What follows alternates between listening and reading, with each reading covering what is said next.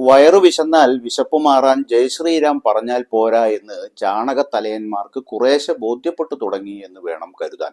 എന്തായാലും ജനങ്ങൾക്ക് കാര്യബോധമുണ്ടാകുന്നത് ശുഭോദർക്കമാണ്.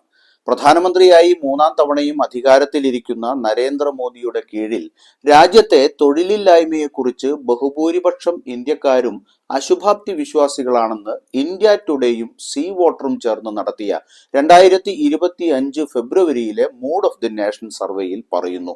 സർവേയിൽ പങ്കെടുത്ത 4/3 ഭാഗത്തിലധികം പേരും രാജ്യത്തെ തൊഴിലില്ലായ്മ സ്ഥിതി വളരെ ഗുരുതരമോ അല്പം ഗുരുതരമോ ആണെന്ന് അഭിപ്രായപ്പെട്ടു.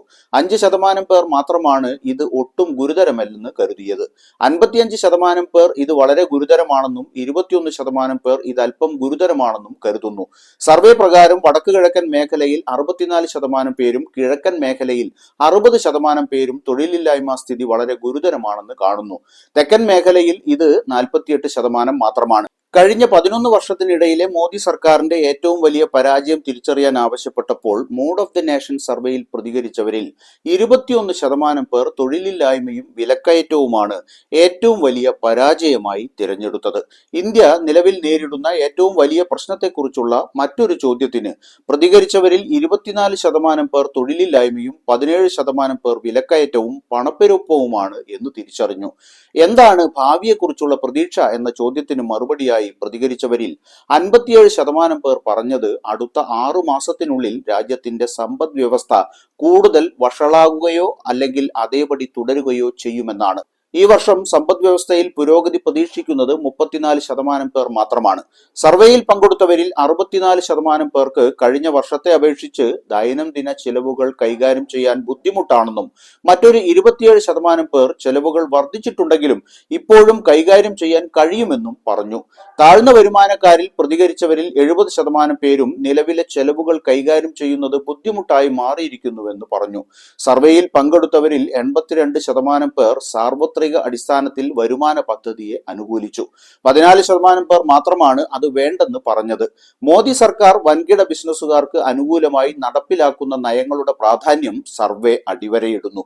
2014 മുതൽ സർക്കാരിന്റെ നയങ്ങളിൽ നിന്ന് ഏറ്റവും കൂടുതൽ നേട്ടമുണ്ടായത് വൻകിട ബിസിനസ്സുകാർക്കാണെന്ന് സർവേയിൽ പങ്കെടുത്ത 51% പേരും അഭിപ്രായപ്പെട്ടു. ശമ്പളക്കാരായ വിഭാഗത്തിന് നേട്ടമുണ്ടായതായി 9% പേർ മാത്രമാണ് അവകാശപ്പെട്ടത്. അതേസമയം 6% പേർ ദിവസക്കൂലിക്കാരെയാണ് ഗുണഭോക്താക്കളായി തിരിച്ചറിഞ്ഞത്. മറ്റൊരു ചോദ്യത്തിന് മറുപടിയായി 65% പേർ അടുത്ത 6 മാസത്തിനുള്ളിൽ തങ്ങളുടെ കുടുംബ വരുമാനമോ ശമ്പളമോ കുറയുകയോ അതേപടി തുടരുകയോ ചെയ്യുമെന്ന് പറഞ്ഞു. ഈ വർഷം ഇത് മെച്ചപ്പെടുമെന്ന് പ്രതീക്ഷിച്ചത് 27% പേർ മാത്രമാണ്.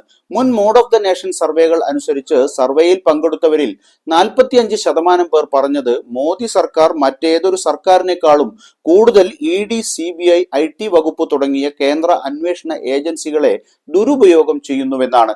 42% പേർ ഈ നിർദ്ദേശത്തോട് വിയോജിച്ചു.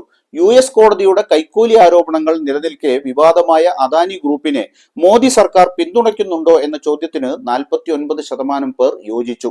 രാഹുൽ ഗാന്ധി പ്രധാനമന്ത്രി മോദിക്കെതിരെ നടത്തിയ ആക്രമണങ്ങളെ പ്രതിധ്വനിപ്പിക്കുന്ന പ്രസ്താവനയോട് 33% പേർ മാത്രമാണ് വിയോജിച്ചത്.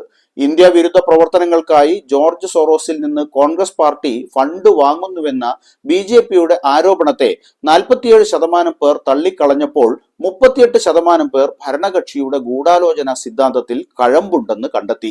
രാജ്യത്ത് പട്ടിണിയോ തൊഴിലില്ലായ്മയോ പണപ്പെരുപ്പമോ വിലക്കയറ്റമോ എന്തുതന്നെ ഉണ്ടായാലും അതിലൊന്നും വലിയ കഥയില്ലെന്ന് വിശ്വസിക്കുന്ന, ഏത് മണ്ണിനടിയിലാണ് ലിംഗമൊളിഞ്ഞിരിക്കുന്നത് എന്ന് തിരക്കുന്ന ഒരു വിഭാഗം ആളുകൾ വാഴുന്ന നാട്ടിൽ ഇത്തരം പഠനങ്ങൾ പുറത്തു വരുന്നതിന്റെ പ്രാധാന്യം വളരെ വലുതാണെന്ന കാര്യത്തിൽ തർക്കമില്ല.